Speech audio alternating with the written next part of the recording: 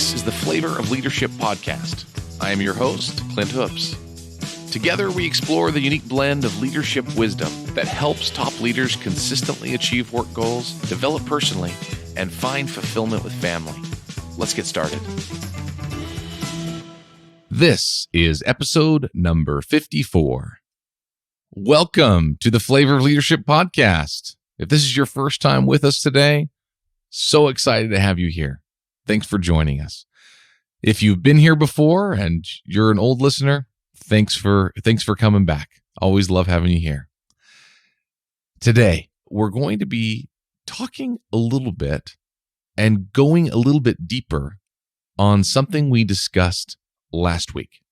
So last week, in episode 53, we discussed 5 of the reasons you are losing your people due to lack of clarity and what you can do about it. So we're not going to go through all 5 of those again right now. You can go back to episode 53 and listen to that to get the full detail there. Or stay with us. We're just going to be going deeper on number 2, which was providing no specific and sincere feedback on results to your people. So we're going to talk about how to provide more specific and sincere feedback on results to your people. Let's dive right in. So I want to start with a quote as we dive in today. And this quote comes from former NBA player and NBA coach, Glenn Rivers, better known as Doc Rivers. And so he said this, he said, "Average players want to be left alone. Good players want to be coached. Great players want to be told the truth." So with that in mind today, we want great players. We want people that want to know the truth, that want feedback on their results. So it is important to note today, we are going to be speaking about how to give feedback on results with great team members, those that you are helping and coaching that want this kind of feedback. If what we talk about today doesn't work with someone or different people on your team, you may have a wrong person on your team or a team member that's in the wrong seat where they're not able to thrive. So at that point, there may be a different conversation that has to happen in order to have your team set up properly. So just wanted to note that as we're going into this conversation. This is for your great team members because that's who you want on your team, are your great team members.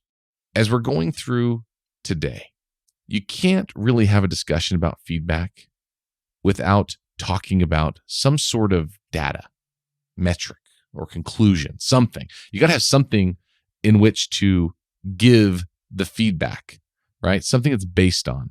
There are many types of results depending on how and when you measure. So check out episode number 2 if you want to have some additional insights into measurement. In episode number 2, we actually talked about the 6 steps to better measurement. So you can go through that if you want some additional detail. Otherwise, we're gonna go through some parts of what we share in that episode here today, because measurement is so closely tied to providing feedback to an individual team member. So many people think of results as the final metric, right? So it's just the final metric. So this may be total sales, total revenue, bottom line, net income, fill in the blank, or something else entirely, right? Depending on the role that's being measured. These are all lag measures. They're measured after the fact. There's something that happens at the end. So work has happened, and at the end, this is our ultimate scorecard, right? For that role. But there are other ways to measure, including lead measures. So lead measures, they are measured on the front end. So they're a little bit different. And they can be helpful when we're using data to drive performance as well. And so lead measures, they are often measuring actions that are taken on the front end that eventually lead to the great lag measures, right? The ultimate scorecard that we want, that we're striving to get towards. So let's give an example. Sales is one of the easiest ones to understand. In sales, what's the ultimate scorecard for sales? Some people might say, well, the number of sales. Well, generally that's not true. Generally, sales is trying to get the total dollar amount of sales, right? It's a sales number as far as dollar amount or total revenue that they bring in, right? So the ultimate scorecard for sales is generally the total dollar amount that they bring in. And what impacts that dollar amount with that salesperson? Well, there are usually some activities, some things that they're doing on the front end that impact it. So some salesmen might be number of phone calls they make, number of in-person contacts, number of presentations they do, whatever it might be. It changes depending on the type of sales and in the industry. And you may find that a certain salesman, if they can give 10 presentations, they'll be able to sell 2 people, right? And so they know, wow, I just got to get in front of more people, because if I want to make 4 sales today, I need to get in front of 20 people. And there are other salesmen that might have something much lower. They might do 100 presentations in order to get 1 sale, but the sale may be much, much bigger, right?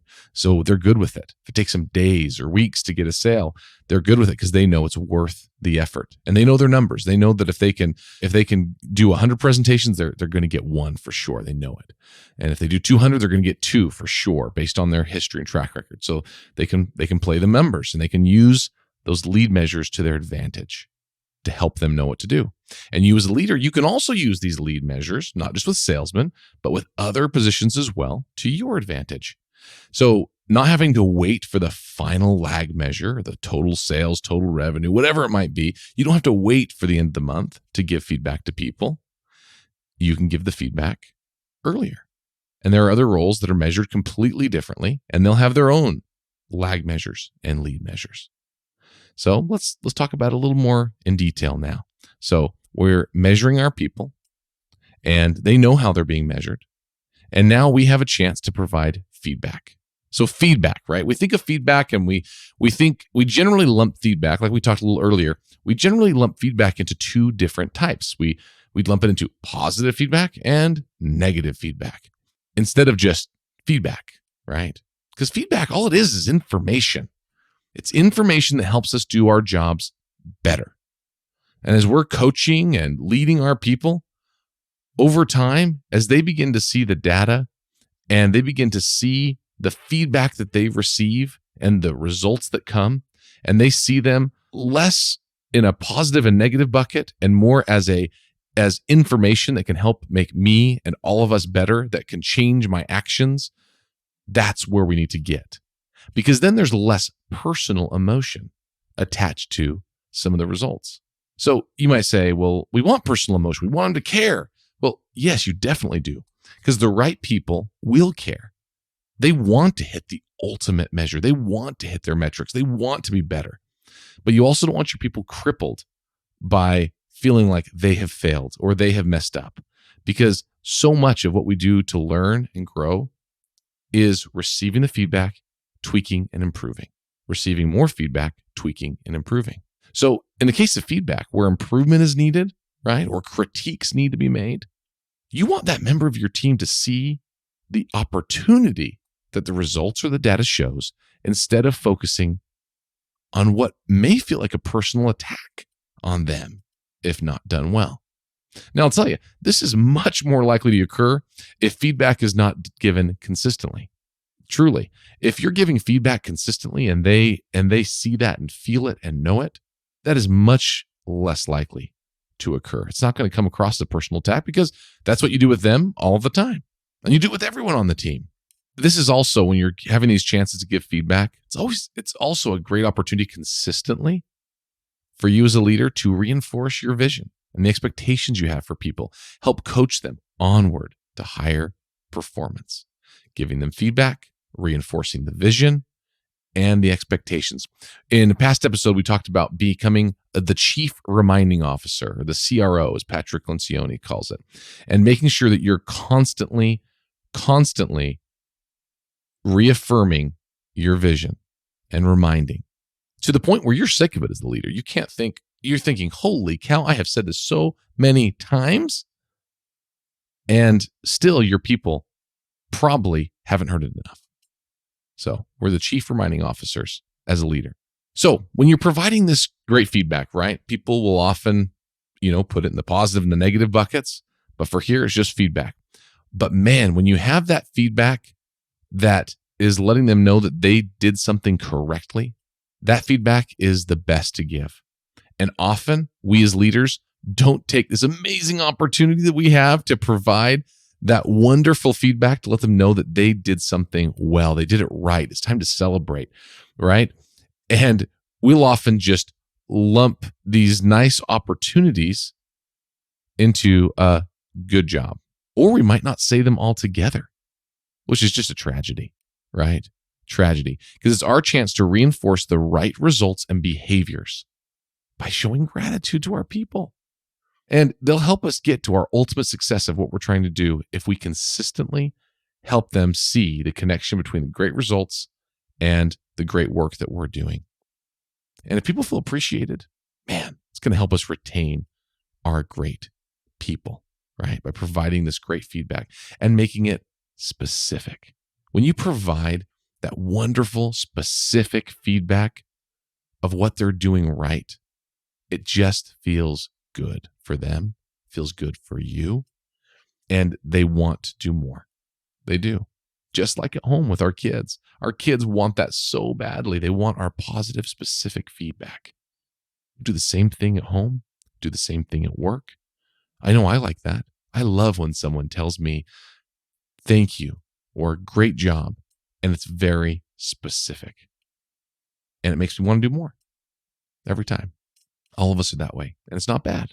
It's not bad. So once again, being specific is so important on positive, but man, it is also so important when providing critical feedback.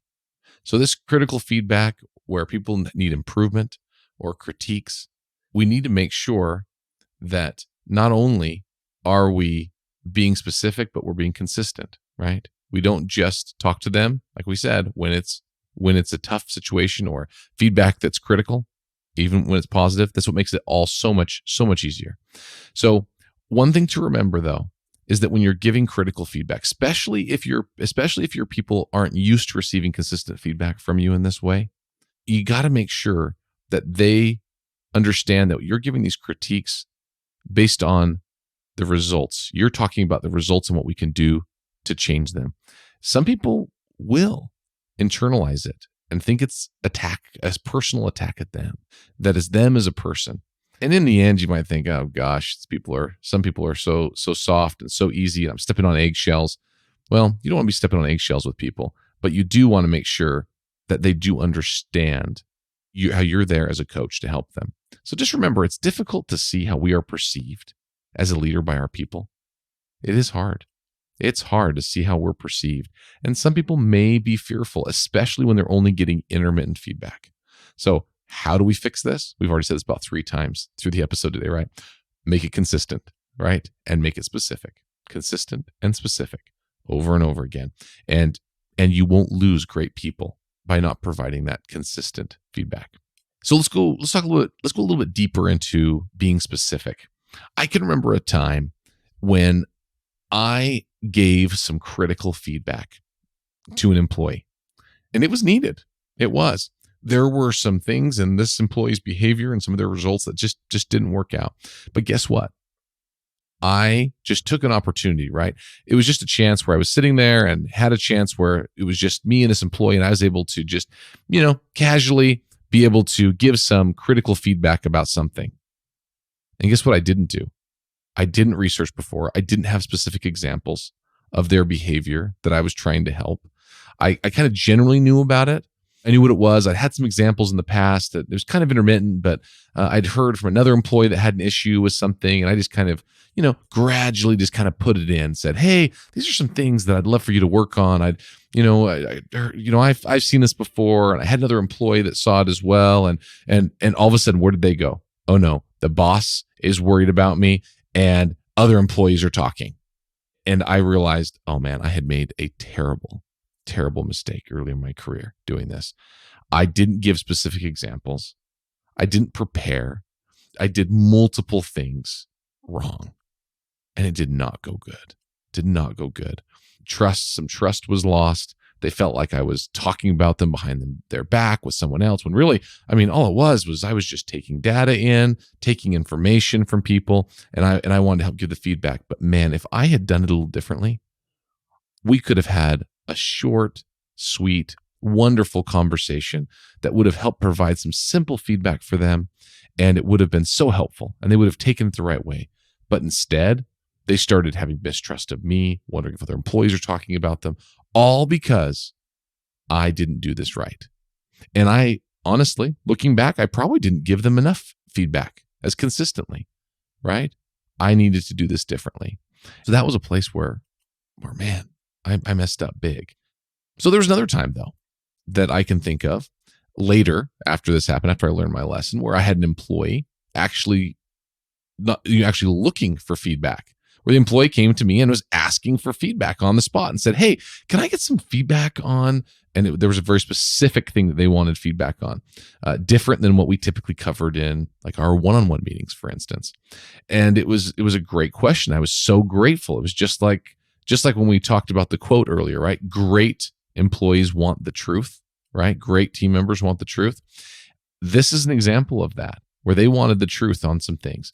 And I had some things in my mind that I could have spouted off, and they wanted me to do it on the spot. They didn't want to wait. They just said, "Oh, just tell me, no big deal."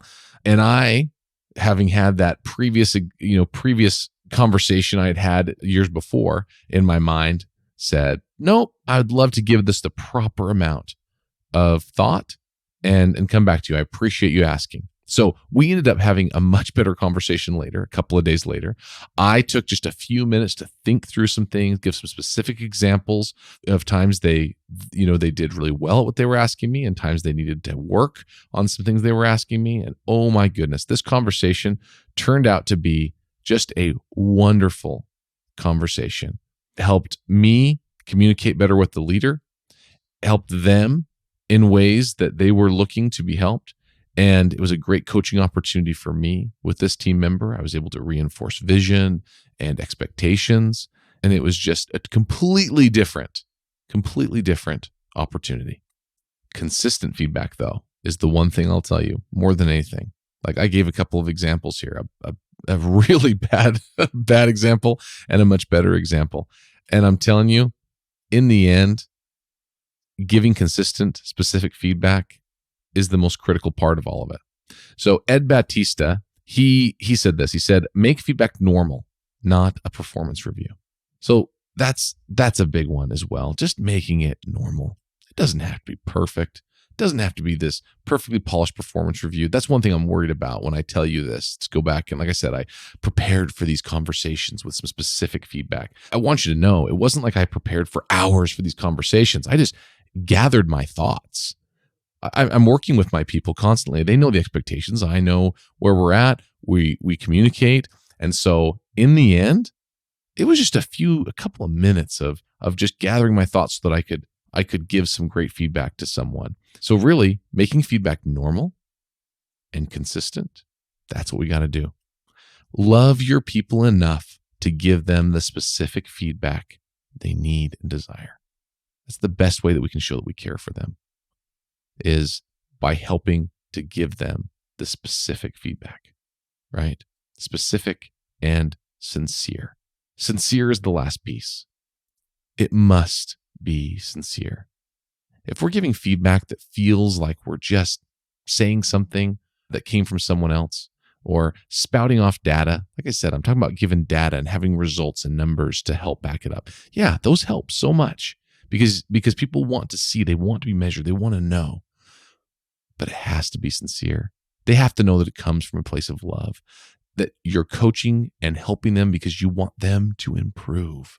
You want them to get better, not just improve your own personal results. So when people see that, they can feel that, and they know when it comes from your heart. And when it does, they'll listen, and they will forgive all of your shortcomings. It doesn't have to be like we talked about, it doesn't have to be perfect. Doesn't have to be every, so eloquent and wonderful. In the end, they just want to know you care. So what is the challenge this week? This is the challenge. When you are presented this week with a chance to give generic praise to someone on your team, make it specific. Please make it specific. Next, when you are given the chance to give helpful feedback to one of your team members, don't shirk your role as a leader and say nothing. You need to give the feedback, and you need to give it in a caring and sincere way. Make the feedback specific and helpful. This will begin to change your relationship with your people for the better, right? Just add consistency. That's it. Just add consistency. I'm sure you're probably already giving feedback to people. And just being a little more consistent, a little more specific, and a little more sincere will go a long way. Don't go for perfect. Go for consistent. You got this. Until next week. Thanks for joining me on this week's episode of the Flavor of Leadership podcast. If you enjoyed what you heard, please share it with a friend. And if you haven't already, subscribe, rate, and review the show on your favorite podcast player. If you have any questions, comments, or feedback for us, you can reach me directly at flavorofleadership.com. Thanks for listening.